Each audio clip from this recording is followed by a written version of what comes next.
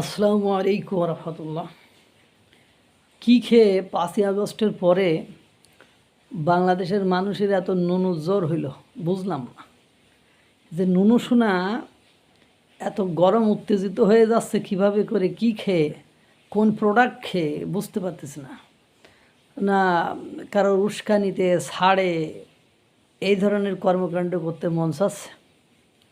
বাংলাদেশের মহিলারা, বিশেষ করে নারীরা বর্তমান সময়ে প্রকৃতির ডাকে সাড়া দিতে যেও ধর্ষিত হচ্ছে। ভোলায় এক সন্তানের জননী, সে রাতে প্রকৃতির ডাকে সাড়া দিতে টয়লেটে গিয়েছিল। টয়লেটের পাশে উৎপেতে থাকা এক হায়েনা সে তার মুখ চেপে ধরে টেনে নিয়ে যেয়ে তাকে ধর্ষণ করে এবং তার সহকর্মী সেই ধর্ষকের সহকর্মী যে ছিল সে আবার সেটাকে ভিডিও ধারণ করে। এই হলো বাংলাদেশের বর্তমান সিনারিও। বলার কোনো ভাষা নেই। এই ভোলাতেই কিছুদিন আগে আপনারা জানেন যে এক নারীকে তার স্বামীরকে উলঙ্গ করে বেঁধে রেখে সংঘবদ্ধভাবে তার স্বামীর সামনে ধর্ষণ করেছিল। আপনারা জানেন যে কুমিল্লার মুরাদনগরে এক সনাতনীর হিন্দুর ঘরের দরজা ভেঙে তাকে ধর্ষণ করেছে, সেটার আবার ভিডিও ধারণ করে আবার ছড়িয়ে দিয়েছে।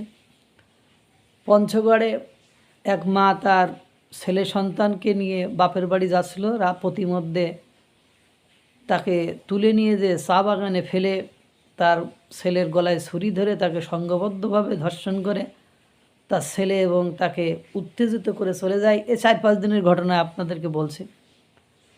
এক 9 বছরের শিশু, কন্যা শিশু, তাকে মসজিদের জানালায় ঝুলন্ত অবস্থায় পাওয়া গিয়েছে, উলঙ্গ অবস্থায়, পুরো শরীরে ক্ষতের চিহ্ন, দাগের চিহ্ন। এক মেয়ে 15 দিন আগে ধর্ষিত হয়েছিল, পরে সে বিষপান করে মারা গিয়েছে। গর্ভবতী মহিলা পর্যন্ত ধর্ষণের হাত থেকে রক্ষা পাচ্ছে না। তো ভাই, এই পাকিস্তান আমলের মতো এত নুনুরজোর কিতা করি হলো? আর কারা এই নুনুরজোর যারা দেখাচ্ছে, প্রমাণাদি থাকলে তাদের বিচারাদি করার জন্য বেশি কালক্ষেপণ, সময়ক্ষেপণ করা আমার মতে কোনোভাবেই উচিত নহে। তাদেরকে দ্রুতই এই নুনুরজোরের কারণে ফাঁসিতে ঝুলিয়ে মারা হোক, অথবা ক্রস ফায়ার দেওয়া হোক, অথবা দ্রুত বিচার করে যে সাজা হয় সেটা তার হোক। আর এই প্রতিদিন সকালে উঠে একটু নিউজ দেখলে পরে এই নুনুজ্জোরের কারণে আর নিউজ দেখতে ভালো লাগে না। আল্লাহ তাআলা সকলকে ভালো রাখুক, সুস্থ রাখুক। আসসালামু আলাইকুম রহমতুল্লাহ।